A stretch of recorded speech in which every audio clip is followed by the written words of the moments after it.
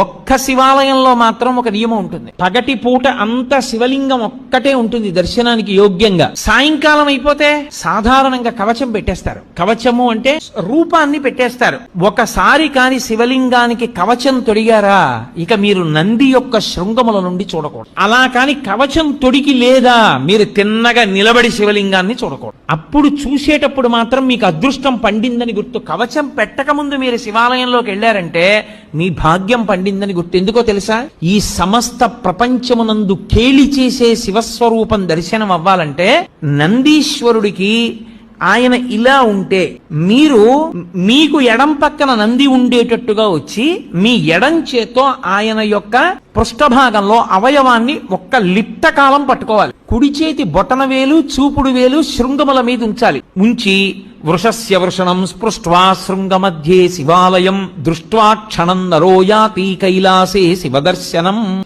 ఇలా పెట్టి తర్వాత ఎడం చేత్తో పట్టుకుని ఒక్కసారి ఇలా నొక్కి వదిలియ. అలా నొక్కి వదిలినప్పుడు ఆయన ఊపిరి అనాగుతుంది. ఆయన ఊపిరిలో సయ్యాటలాడుతుంటాడు ఊయలలో శివుడు. ఆ ఊయల ఆగినప్పుడు ఆ శివలింగాన్ని ఒక్కసారి చూసిన వారెవరో వాడు కైలాసమునకు వెళ్లి పరమేశ్వర దర్శనం చేశాడని వేస్తారు ఖాతాలో.